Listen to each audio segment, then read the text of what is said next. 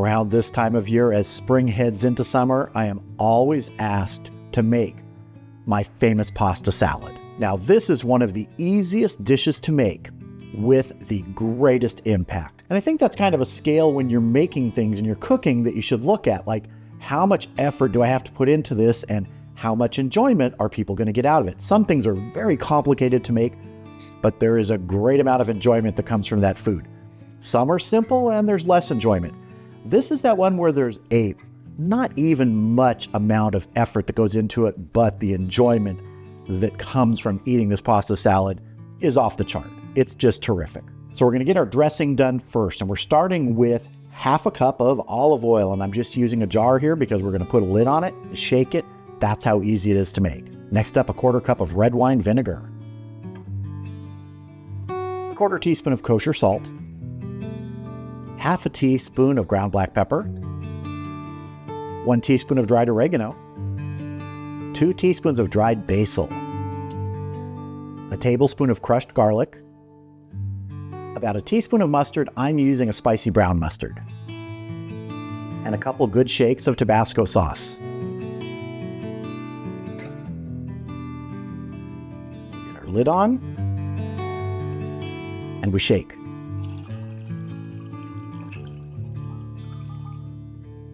That's how easy that is. Let's move on to building our pasta salad.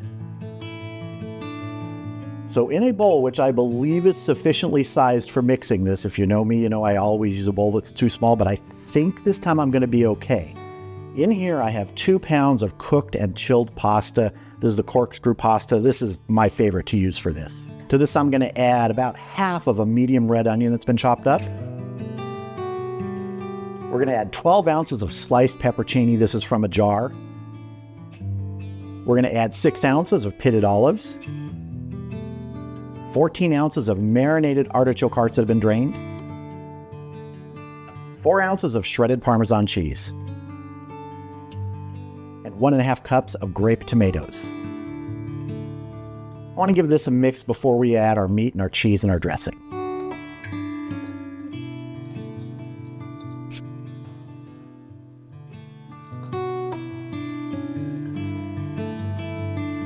Now, I'll give you a little quick cheat here if you don't want to make the dressing. If you buy artichoke hearts that are marinated in oil, save that oil and use that as a dressing. I don't think it's as flavorful as the one that I make, but in a pinch, you can do that without having to make a dressing. Or just use a bottled Italian dressing that you like. But I think it is worth that extra little effort to make the dressing. Now for our main ingredients, we're starting with 6 ounces of smoked Gouda. Now, my normal pasta salad recipe doesn't have this in it, but I've been really liking smoked Gouda lately, so I'm going to add some. And I just cube these things up to the size that I like. Next up, 1 pound of provolone. Finally, 1 pound of dry salami. This is a Genoa dry salami. Ooh, and this bowl is looking pretty full. Give this just a quick mix before our dressing.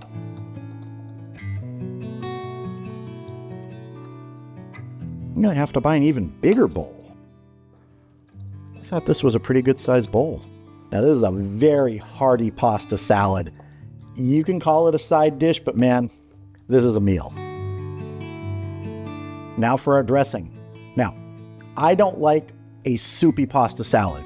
If you like a lot more dressing, I would double this recipe, but for me, this is just right.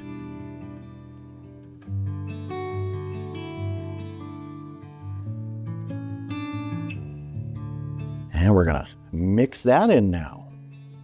Want to get everybody a little coating of that dressing.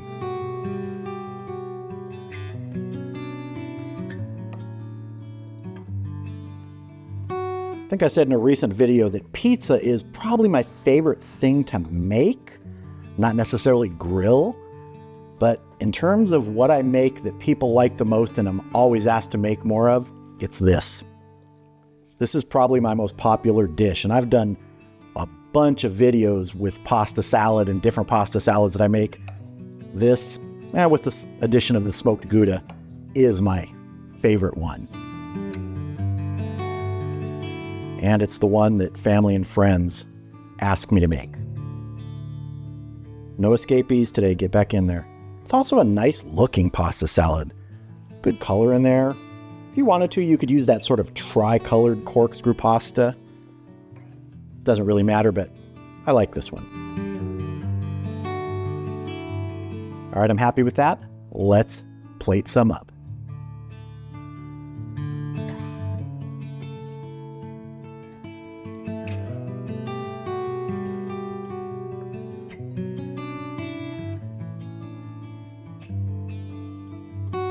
If any dish, to me, lives up to the saying, looks good enough to eat, this one's it. So let's dive in. It's hard to get everything on a bite with this, so I just go for what I can. Cheers. There's really something to be said about familiar dishes, things that you make all the time. And I've been making this for over 40 years, probably closer to 45. So this is something that's just ingrained in my memory. The taste of it is the same. Back when I started making it to now, maybe a few other ingredients like that Gouda, but that flavor takes me back to my youth. Wow, that was a long time ago.